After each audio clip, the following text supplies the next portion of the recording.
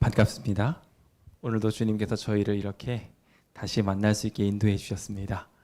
하나님께서 그것을 설계하셨고 인도하셨으며 여기까지 발걸음하게 하셨습니다. 특별히 우리 박영준 집사님과 함께 나란히 앉으신 제가 처음 뵙는 우리 어떻게 말씀을 드려드리는 박영준 집사님의 사모님을 위해서 이렇게 환영의 인사를 드리고 하나님의 축복을 전합니다. 아울러 이 자리에 오신 모든 분들 정말 잘 오셨습니다.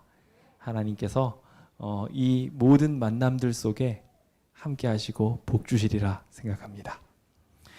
저는 오늘 제자 파송의 3대 원칙이라는 제목을 가지고 성공적인 선교 사업을 위해 주님께서 어떠한 제안 사항들을 남기셨는지 함께 살펴보며 오늘 이 시간 우리의 마음을 주님의 관심사와 일치시켜 보려고 합니다.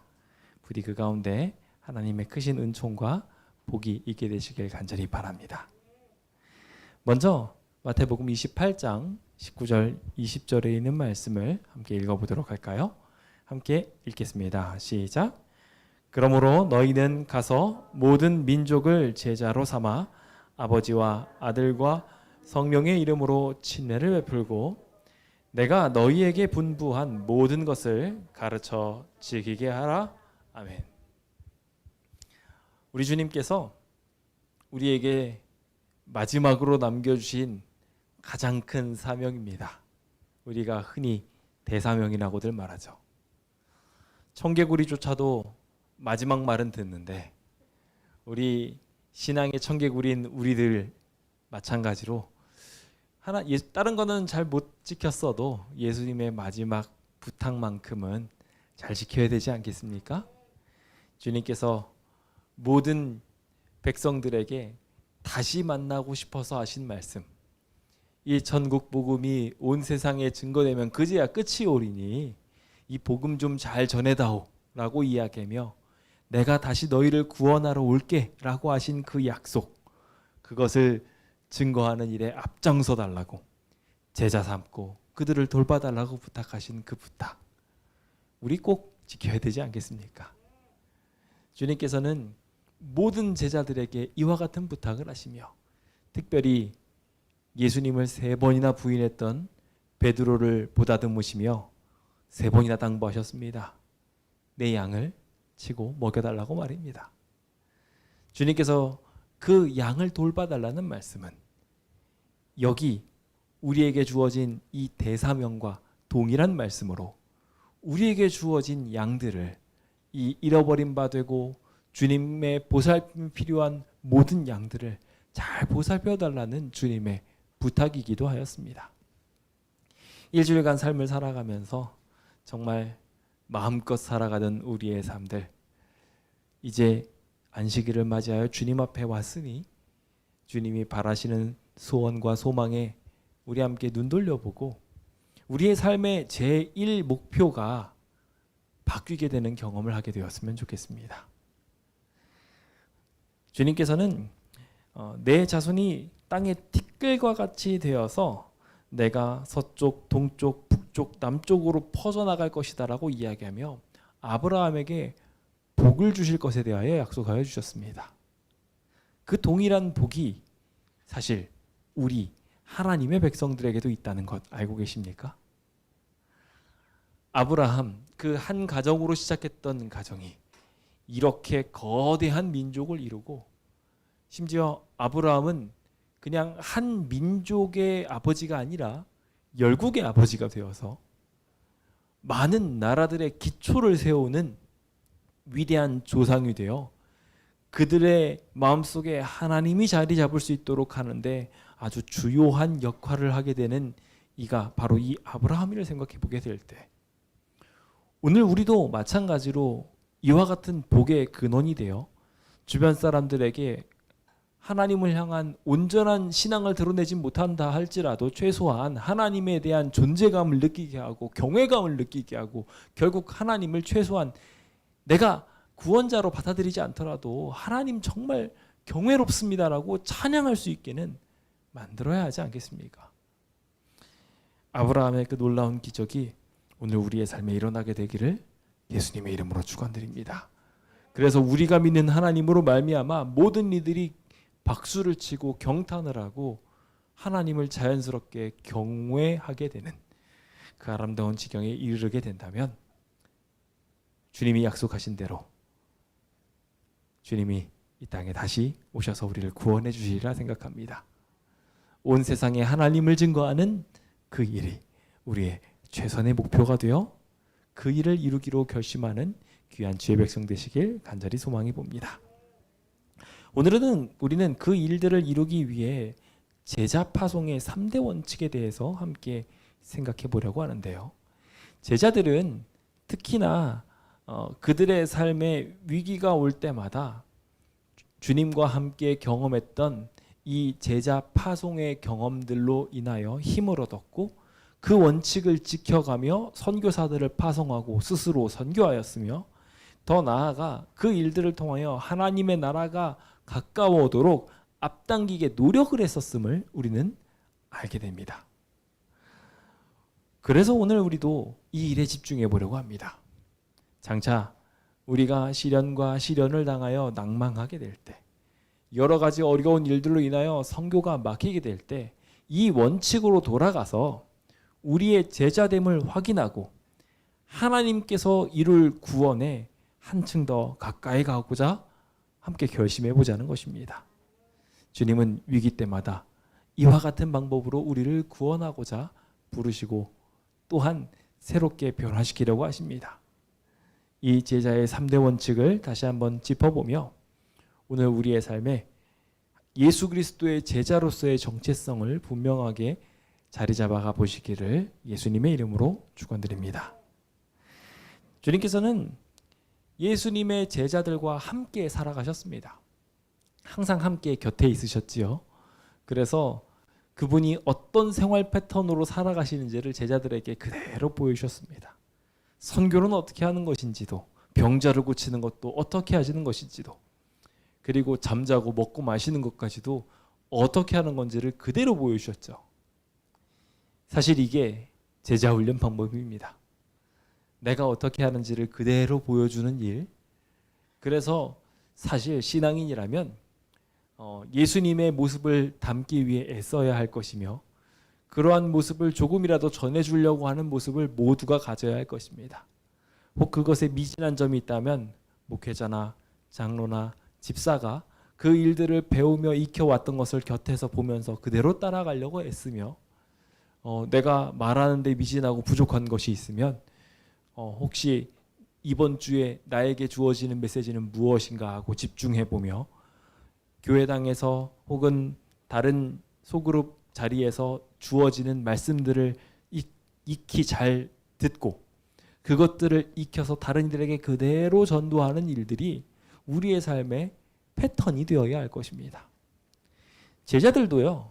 그 당시에 글씨를 제대로 쓸 수나 있었을까요? 아니요. 제자들 못 배운 사람들이었어요. 배운 사람들 얼마 없었습니다. 그런데도 불구하고 그들은 예수님의 이야기를 주의 깊게 들었고 그것을 복음서로 남겨두었습니다. 그들은 가는 곳마다 예수님의 이야기를 증거했고 그 예수님의 이야기를 전하기 위해서 애썼습니다. 3년 반이라는 시간 긴가요? 짧은가요? 저는요. 짧은 것 같아요. 우리의 평생 신앙해왔던 시간들의 생각을 해보면 3년 반은요. 기껏 해봐야 뭐 중학교나 고등학교 나온 거랑 그 한 기간만이랑 똑같습니다. 그 짧은 기간 동안에 예수님을 쫓아다녔던 그 기억 하나만으로 그들은 위대한 설교자들이 되어갔던 것입니다. 이 모든 일들을 우리도 상기해 볼 필요가 있는 것 같아요. 주님께서는 그 일을 제자들이 본인이 해야 된다는 것을 알게 하기 원하셔서 주님의 제자들에게 이제는 아직 예수님께서 제자들과 떨어질 때가 많이 남았지만 너희들끼리도 가서 내가 했던 것처럼 해보렴 하고 파송하기 시작하셨습니다. 그것에 대하여 영감의 말씀은 이렇게 말하는데요. 그들도 홀로 일하는 경험을 얻을 필요가 있었다. 그들은 아직도 많은 교훈과 큰 인내와 친절을 배울 필요가 있었다. 예수께서는 이제 제자들을 개인적으로 만나 그들의 그릇됨을 지적하고 권면하시고 교정하시는 동시에 그들을 당신의 대리자로서 파견하셨다. 이 말씀은 달리 말하면 이들은 여전히 많이 배워야 하고 교정할 것도 많았다는 거예요. 준비가 됐다는 얘기예요? 안 됐다는 얘기예요? 안 됐다는 얘기예요. 나는 뭐 말씀도 잘 알고 전달도 잘하고 생활도 잘하고 그래서 전도하러 가는 거 아니라는 거예요. 주님께서는 오히려 그 교정들을 이루고 배운 것들을 더 깊숙이 이해시키기 위해서 그들을 당신의 대리자로 삼으셨어요. 그래서 파송하셨다는 것입니다. 즉, 이 제자들이 모자랐지만 주님께서는 홀로 일하는 방법들을 익히게 하기 위해서 그들이 모자라면 모자란 대로 예수님을 의지하며 나아갈 수 있는 방법들을 연구하게 하셨던 것입니다. 이제 우리도 이와 같이 제자로서 사명감을 갖고 파송되어야 합니다. 신앙생활을 아주 오랜 기간 해왔지만 여전히 나는 선교하는 일에 꽝이야. 나는 아직 성경 공부를 못 가르치겠어. 설교? 무슨 설교야? 나는 그런 거 할 줄 몰라. 이렇게 하시는 분들에게 아니라고 말씀드리고 싶다는 겁니다. 이 제자들은 나아가서 예수님과 동일한 일들을 수행했습니다. 천국 복음을 똑같이 많은 공중들 앞에서 증거했고요. 전혀 모르는 사람의 집에 가서 숙박을 해가면서 그곳에서 성경 공부를 가르쳤고 그들을 구원하여 하나님의 백성으로 만들곤 하였습니다. 오늘 우리는 그 3대 원칙을 살펴보며 우리가 어떻게 하면 주님의 제자로서의 신분을 다시 한번 확인할 수 있는지 함께 생각해 보려고 합니다. 우리가 올바로 서기 위한 귀한 방법, 지금부터 함께 쫓아와 주시면 감사하겠습니다. 첫 번째입니다. 파트너와 연합해 섬기라는 것입니다. 제자는요, 주님을 따라가는 사람으로 주님께서 하신 방법대로 움직여야 했습니다. 예수님께서는 그분의 선교를 하실 때마다 항상 아버지 하나님과 동행하셨습니다. 성령의 이끌림을 받아서 시험에 나서셨으며 항상 예수님께서는 이 삼위 하나님의 연합체를 계속 보여주셨습니다. 아무리 지치고 힘들 때라도 주님께서는 꼭 그렇게 하나님과의 교제의 시간을 가졌으며 그렇게 연합의 모습을 보여주셨습니다. 예수님의 방법은 이와 같이 완벽한 파트너십 속에서 이루어졌던 것입니다. 모든 능력은 예수님 자신에게서 나오지 않고 하나님으로부터 나왔으며 모든 말씀 또한 하나님을 통해서 증거되어졌습니다. 이와 같은 방법이 오늘 우리의 삶에 반드시 필요한 것입니다. 그래서 주님께서는 제자를 파송하실 때 둘씩 파송하여 그 가운데 사랑의 연합이 있게 하였고 그 사랑의 뜨거움 속에서 일하도록 하셨습니다. 즉 제자의 중요한 특징 중 하나는 사랑의 관계이며 연합입니다. 이것이 빠진 상태에서 제자 활동은 무의미하고 아무 소용이 없는 것입니다. 고린도전서 13장은 그래서 이렇게 말하지요. 함께 읽어보겠습니다. 시작. 내가 내게 있는 모든 것으로 구제하고 또 내 몸을 불사르게 내줄지라도 사랑이 없으면 내게 아무 유익이 없느니라. 기억하셔야 합니다. 우리가 아무리 대단한 헌신을 하며 대단한 일들을 이루는 것처럼 보인다 할지라도 그 안에 사랑의 연합이 존재하지 않는다면 아무 일도 아니라는 거예요. 오히려 그 단단한 연합은 시끄러운 소음이 되어버릴 수도 있습니다. 오늘 우리가 정말 사랑의 연합을 하고 있는지 우리는 스스로 자문해 보아야 합니다. 우리가 아무리 밖에 나가서 복음을 증거하고 사랑의 찬양을 부른다 할지라도 그 가운데 사랑의 연합이 없으면, 사랑의 정신이 존재하지 않으면 안타깝게도 보는 모든 사람들로 하여금 이건 소음이구나 라고밖에 안 받아들여지게 됩니다. 하지만 우리가 아무리 시끄럽게 큰 소리로 말한다 할지라도 그 안에 사랑이 가득하다면 그 큰 소리는 도리어 그 사람들의 마음을 울리는 이야기가 될 것이며 그것으로 인하여 도리어 많은 사람들이 위로를 받고 힘을 얻게 되는 위대한 기적을 이루게 될 것입니다. 그래서 먼저 우리 마음에 무엇을 품고 있는지를 결정지어야 합니다. 주님께서는 그 일을 위하여 제자들을 파송하셨는데 그 제자들을 파송하기 위하여 먼저 하신 일은 그들 안에 권능을 심으신 것이었습니다. 이 권능은 더러운 귀신을 쫓아내고 모든 병과 모든 약한 것을 고치는 권능이었습니다. 근데 우리가 이 권능에 대하여 오해를 많이 합니다. 이 권능에 우리가 초점을 둔 나머지 이들은 능력을 받았다고들 생각을 합니다. 그래서 그들에게 귀신을 쫓아내는 그리고 병도 고칠 수 있는 약한 것을 고칠 수 있는 그러한 특별한 능력을 주셨다고들 착각하지요. 아니요. 물론 그 일은 이루어졌지만 그 권능이 주어진 것은 그들에게 능력이 주어져서가 아니라 능력의 근원이신 하나님이 임재하게 되어서였습니다. 즉, 이 제자들이 비로소 제자답게 움직일 수 있도록 권능을 허락받은 그 상황은 하나님과의 동행을 허락받은 것이었습니다. 생각해 보십시오. 제자들이 나가는데 하나님과 전혀 관계없이 기적을 일으키고 다닌다면 예수님의 목적과 일치합니까? 아니, 일치해요. 만약에 그렇게 되면 바알들도 그리고 뭐 아세라의 신관들도 이와 같은 기적들을 종종 행하곤 했는데 그것과 다를 바가 하나도 없습니다. 이 구원이 하늘로부터 온다라는 것을 하나님으로 말미암아 내가 구원받는다는 것을 인지할 수 있도록 제자들에게 능력과 권세가 주어져야 했기에 제자들에게 이 권능을 주우신 것은 먼저 누구와 연합을 이루게 하셨다는 거예요?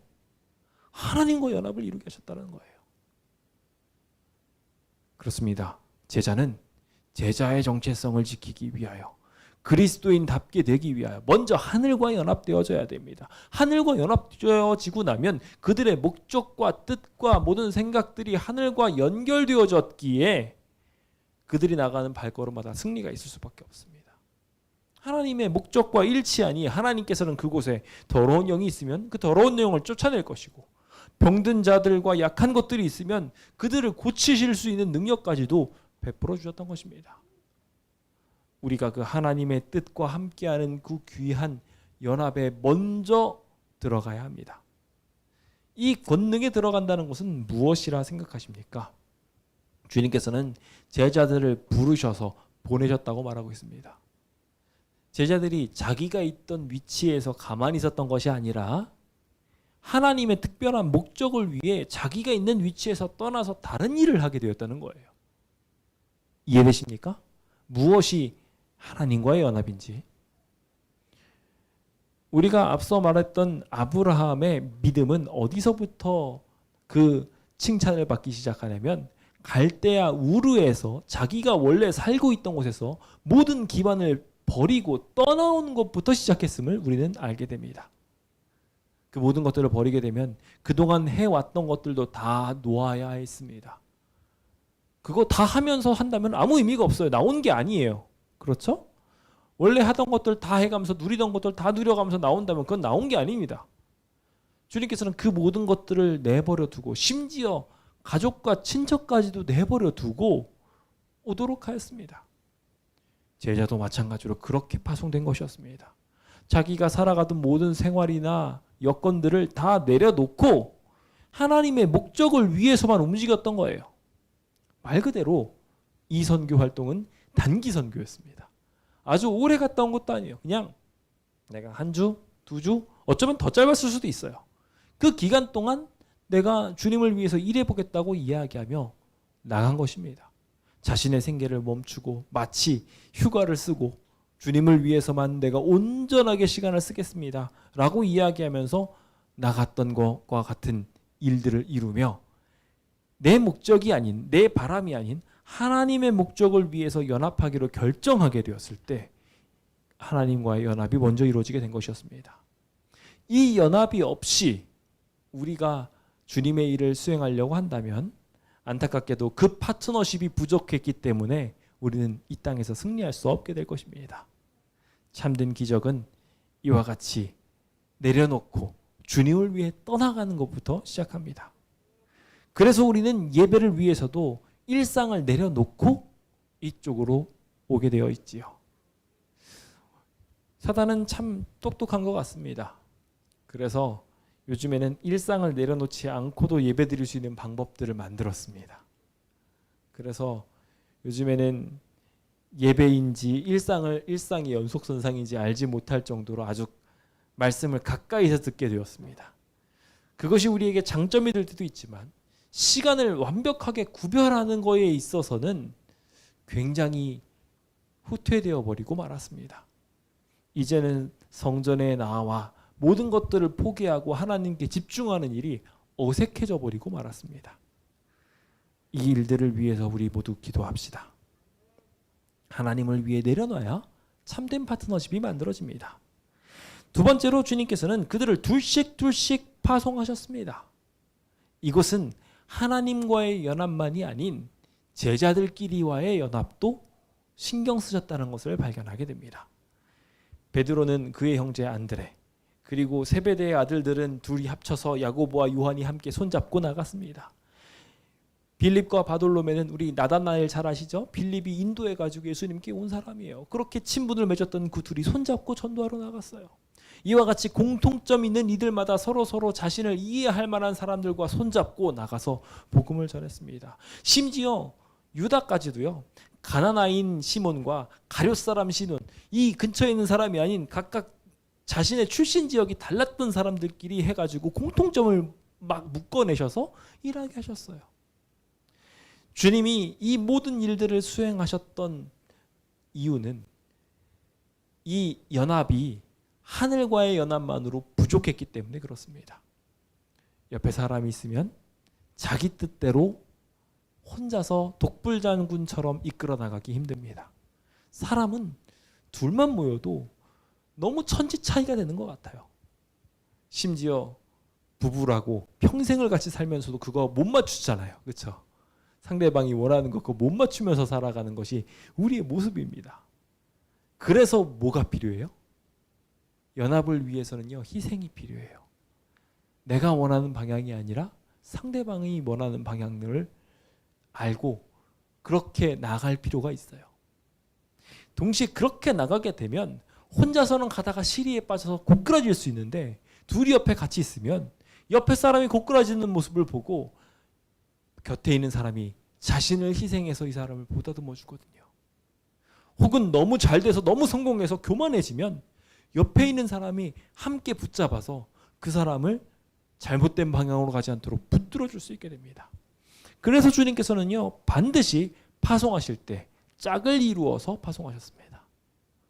예수님께서는 그 안에 많은 짝들을 두셔서요, 심지어 둘씩 짝 주는 것뿐만 아니라 셋씩도 짝을 짓기도 하셨고요.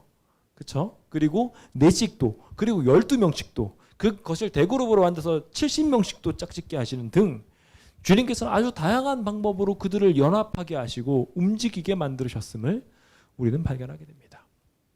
우리는 이와 같은 공동체 속에서 선교하여야 합니다. 영감의 말씀은 이렇게 말합니다. 아무도 혼자 나가지 않았으며 형제는 형제와 연합하고 친구는 친구끼리 짝을 지었다. 이와 같이 하여 그들은 함께 권면하고 기도하며 서로의 약점을 보충하면서 피차에 돕고 격려할 수 있었다. 오늘날 우리가 이 모본을 더욱 엄밀히 따른다면 전도 사업은 훨씬 더 성공을 거둘 것이다. 우리가 제자답게 살지 못하는 가장 큰 이유가 있다면 옆에 견제해 주는 사람이 없어서 그렇습니다. 내가 죄를 짓고 있는데 그 죄를 짓는 거에 대해서 옆에서 누가 한마디 거들어서 올바른 방향으로 이끌어주는 사람이 없다 보니까 계속 죄로 나가는 거예요. 그래서 우리는 짝이 필요합니다. 견책받기도 하고 격려받기도 하면서 올바른 방향으로 가도록 말입니다. 오늘 그 파트너십이 우리 모두에게 일어나게 되었으면 좋겠습니다. 모든 영적인 자녀들이 서로 짝을 이루어서 서로를 챙겨주고 부족한 점이 있을 때마다 돌아오라고 권면해 줄 수 있는 눈물의 선지자가 되어야 할 것입니다. 잘못된 길로 가게 될 때 그들을 경책해 주는 일을 조금만 더 제대로 한다면 우리 모두는 훨씬 더 바른 신앙인으로 살아나게 될 것입니다.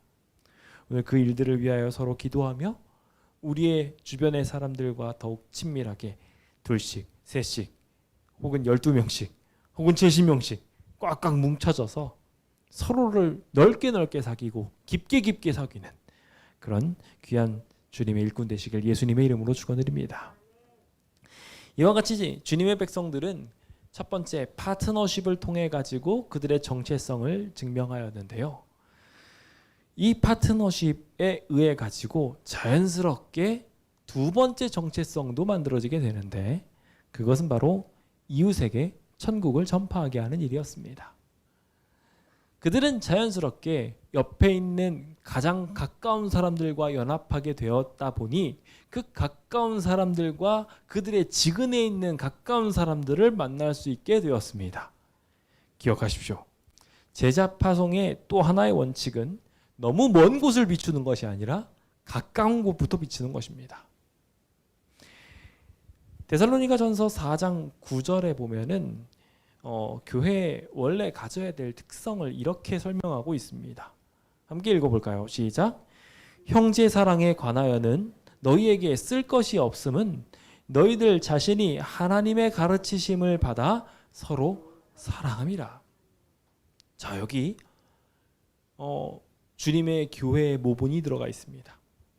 그 교회에 대하여 기본적으로 갖춰야 될 모습을 그들이 갖추었다고 말하며 형제 사랑에 관해서는 내가 더 이상 너희들에게 권면할 말이 없다라고 말하고 있어요. 왜냐하면 그들은 이미 예수 그리스도의 사랑을 배운 사람으로 그 사랑을 실천하면서 살아가고 있었기 때문에 그렇습니다.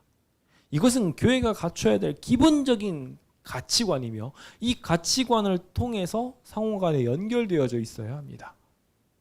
이 사랑이라는 뜨거운 연결선 없이 천국의 전파는 불가능하지요. 생각을 해보십시오. 우리가 교회에 다닌다고 하는데 맨날 풀 죽고 인상 각진 그리고 맨날 교회에 있었던 일들을 흉보고 있으면은요, 전도가 될까요, 안 될까요? 거기 가고 싶겠어요? 안 가고 싶겠어요? 천국에 가고 싶다고 이야기하면서 그 천국의 구성원이라고 하는 교회 사람들 맨날 흉보고 다니면요, 그러면 뭐 그냥 끝이에요. 그 교회는 가고 싶지 않고 그 천국은 가고 싶지 않은 곳이 돼요. 제가 어떤 비신앙인의 이야기를 듣고, 물론 직접적으로 들은 건 아니지만 상처를 많이 받았었는데, 내가 저 사람이 가는 하늘나라라면 안 가겠다라고 하는 이야기였어요. 저런 사람이 하늘나라에 간다면 나는 하늘나라 그냥 안 가고 말겠다고 이야기하는 이야기를 통해서 우리가 얼마나 사랑을 옆에 사람들한테 잘 전해서 그들의 마음을 감화시켜야 되는지를 알게 되었습니다.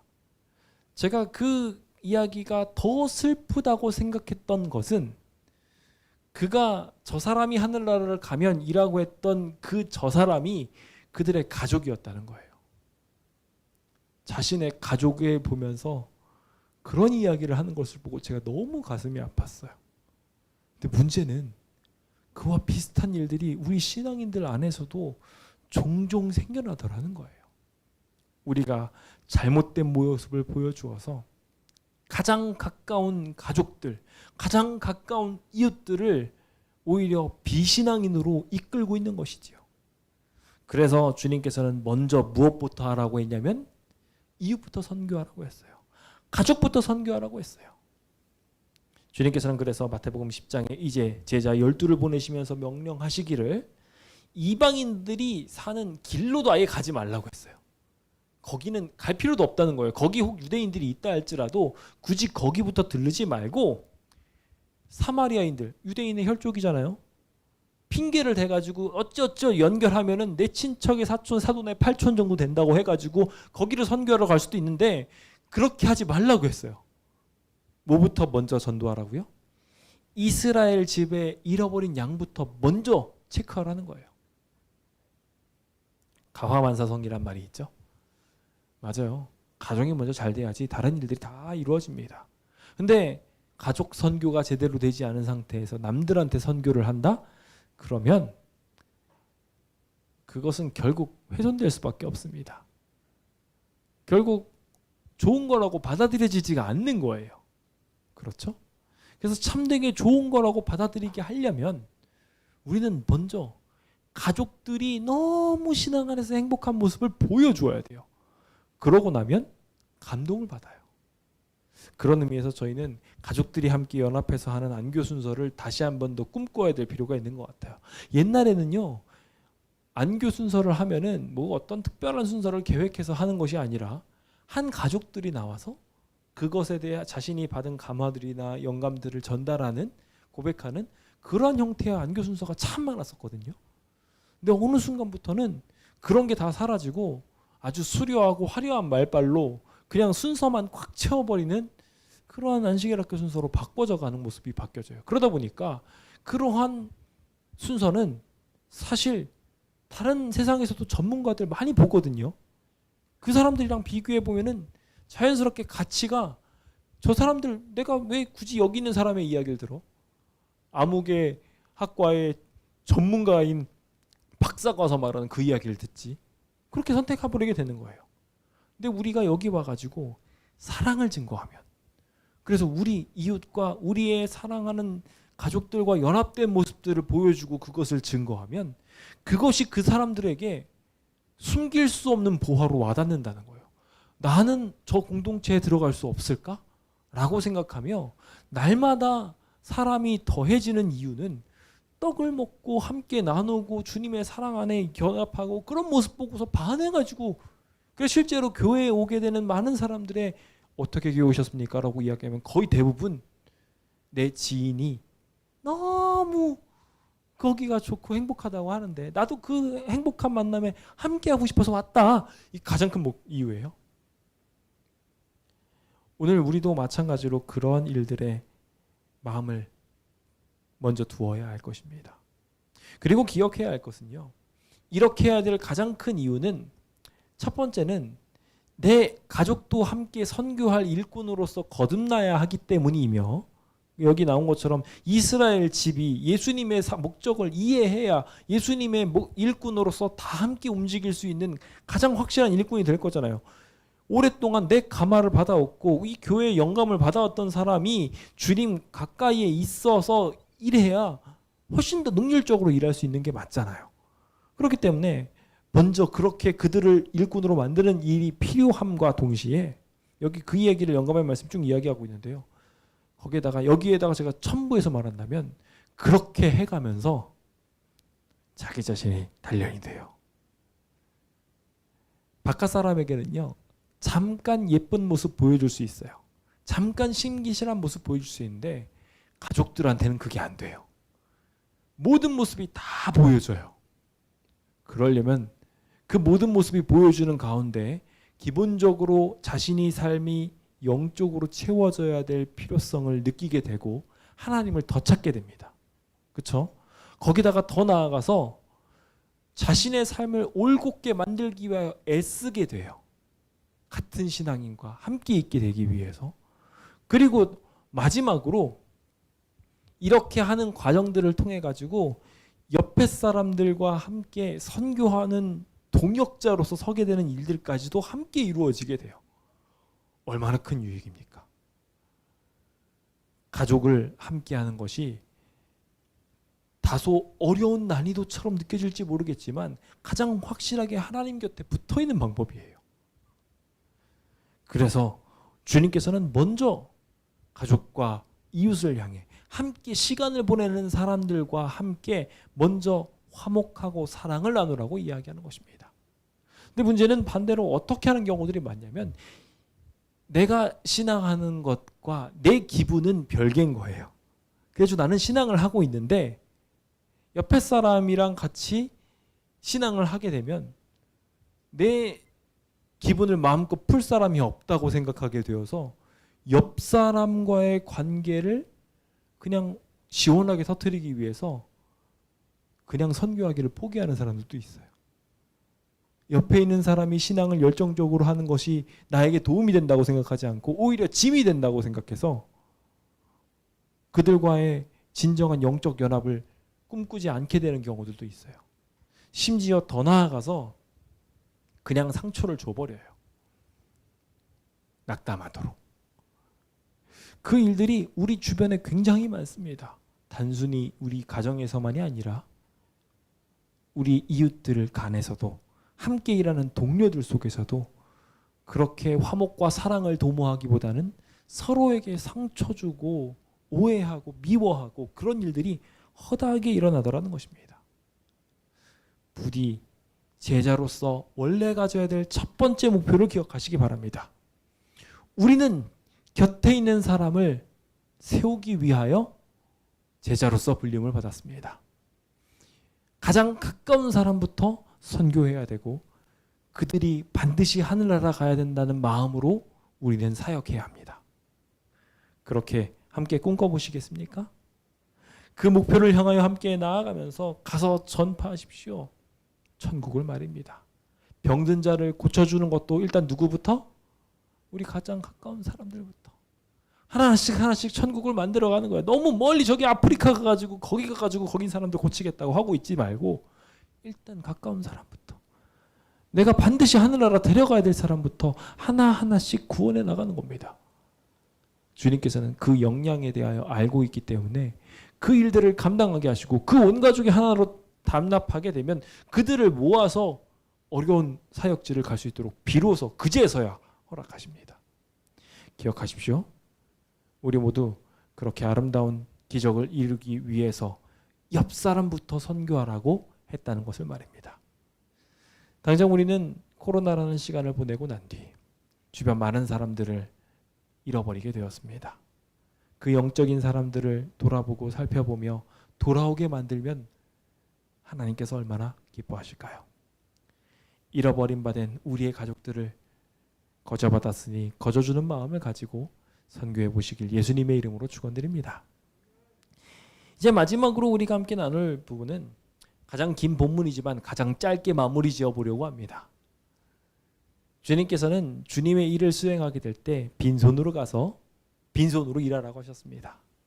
많은 것들을 갖춰서 일하는 것이 아니라 오직 하나님으로 일하라고 한 것이죠. 자신의 능력으로 일한 것이 아니라 하나님께서 하신 기적을 가지고 일하는 것입니다. 주님께서는 이것만 있어도 충분하다고 말씀하십니다. 왜일까요? 누가복음 17장 6절을 보면 알 수 있습니다. 함께 읽어볼까요? 시작. 주께서 이르시되 너희에게 겨자씨 한 알만한 믿음이 있었더라면 이 뽕나무더러 뿌리가 뽑혀 바다에 심기어라 하였을 것이요 그것이 너희에게 순종하였으리라. 자, 그럼 이 겨자씨만한 믿음 하나만 가지고서 우리가 나가면 못할 일이 있겠습니까? 없겠습니까? 없어요. 주님께서는 이 믿음이 더 중요하다는 것을 강조하고 싶으셨습니다. 그래서 주님께서는 제자들이 나갈 때 금, 은, 동, 그 돈들 준비하라고 안 했어요. 여행을 위해서 심지어 배낭도 준비하지 말라고 했어요. 최소한 가방을 가져가야 될 거 아니에요. 여러분들 작은 외출을 나갈 때도 조그만 핸드백 챙겨가시죠? 휴대폰 없으면 큰일 나는 줄 알고 꼭 챙겨가시잖아요. 그렇죠? 그런데 그런 거 굳이 챙기지 말라는 거예요. 심지어 2벌 옷도 가져가지 말라고 하고 신발도 2개 가져가지 말라고 했어요. 그냥 자기가 입은 옷 하나, 신발 하나. 딱 진짜 말 그대로 아주 가벼운 차림입니다. 아무것도 없어요. 심지어 여기 나와 있는 이야기들을 보면은요, 여행을 위해서 지팡이 하나 딱 들고 가는 거 있죠. 그거 외에는 가져가지 말라고 마가복음 6장에는 이야기하고 있고요.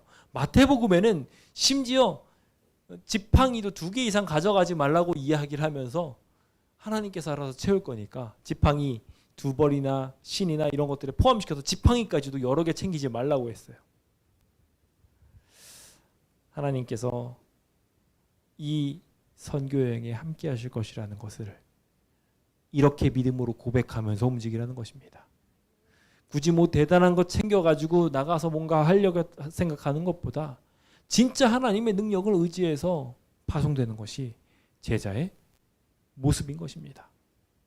그래서 주님께서는요, 어떤 성에 딱 들어가게 되면 그곳에서 전파하게 될 때 먼저 합당한 사람을 찾으라고 하면서 가면서 어떻게 해야 된다고 이야기하면 샬롬 샬롬 평안을 빌어주라는 거예요. 그래서 그것을 구체적으로 여기에서는 이렇게 이야기합니다. 12절인데 그 집에 들어가면 평안을 빌라고. 이게 그냥 샬롬이에요. 안녕하세요. 우리나라 말로 똑같은 말이에요. 샬롬이랑 우리나라 말이랑 똑같아요. 인사말이. 안녕하십니까? 평안하십니까? 인사를 하면서 들어가는 겁니다.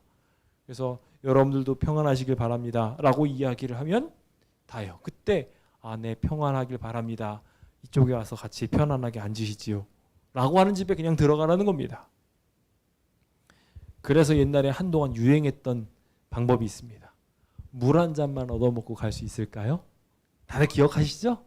네, 그게 여기서 나온 정신이에요.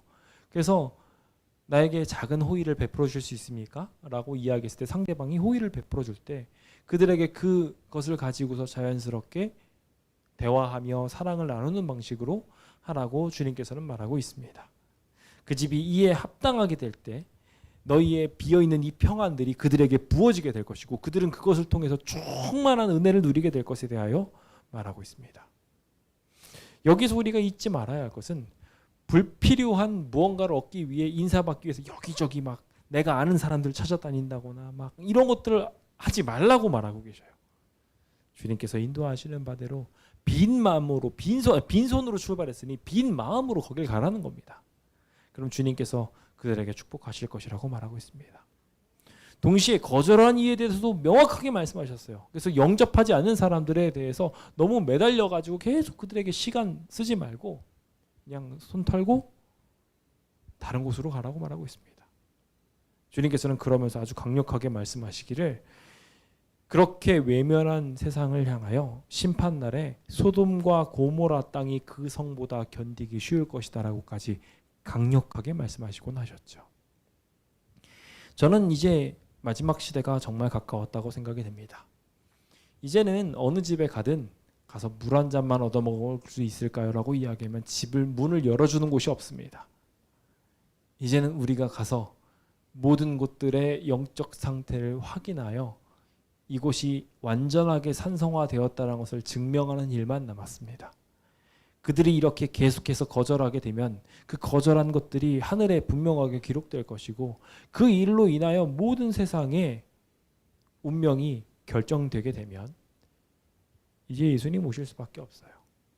더 이상 희망 없는 곳이 희망 있는 곳들은 다 받아들였을 것이고 그렇지 않은 곳들은 다 사라졌을 것이니까. 그 산성화가 심해진 지금 우리는 이 사업을 마무리 짓기 위해 나아가야 할 필요가 있습니다. 이제는 여러 가지 이유들로 인하여 세상이 너무 악해져 버렸습니다. 하지만 우리 제자된 사람들은 나가서 복음을 더욱더 열정적으로 전해야 합니다. 그리스도가 일하신 것처럼 말이죠. 오늘 우리가 그와 같은 일들을 마음을 가지고 나가서 세상 사람들을 위로하고 힘을 주게 된다면 주님께서는 이 홀로 한 경험들을 통하여 놀라운 마지막 구속 사역을 이루시고 주님의 성령이 우리와 함께 하시는 것을 경험케 하여 주실 것입니다. 이제 나아가야 할 때입니다. 이제 정말 마지막 때가 가까운 것 같아요. 제가 이 재개발과 관련된 카톡방에서 정말 많은 분들이 교회에 대한 악한 마음을 갖고 있다는 것을 느끼게 됐습니다. 근데 여기에 가장 커다란 이유는 그들이 오해하고 있어요. 그들이 가장 크게 오해하고 있는 것들 중에 큰 것은 심지어 이 교회가 이득을 취하려고 하고 있는데 혈안돼 있다고 하는 것 때문에 그런지 몰라도 엉뚱한 가짜 소문들이 도는 거예요. 정말 잘못된 이야기들이. 심지어 저희 교회가 다른 곳들에다가 이 교회 중에 일부를 임대를 줬다고 그 사람들은 알고 있어요. 저희가 그런 적이 있나요? 그런 거 올린 적도 없어요. 제가 그래서 그 링크를 들어가 보면 그 링크는 저쪽 다른 교회 이야기예요. 그런데 그 이야기를 여기 이야기로 끌어와 가지고 그들은 오해하고 미워하고 있어요. 그러면 우리는 어떤 일을 해야 될까요? 그 오해를 풀어줘야 돼요. 그들에게 하나님의 사랑을 증거해 줘야 돼요. 그것이 이제 우리가 해야 될 일입니다. 이제 그것을 너무 멀리 너무 큰 일로 생각하지 마시고 옆에 있는 사람과 연합하시고 바로 가까운 이웃들에게 천국을 전파하시며 예수님이 이 모든 일을 이루실 수 있어 라고 믿고 나가게 된다면 당장 오늘이라도 그 기적은 일어날 것이라고 믿습니다. 부디 그 아름다운 향기를 향하여 위대한 발걸음 되시는 주의 백성 되시길 간절히 바라면서 오늘 모든 말씀을 마치도록 하겠습니다. 감사합니다.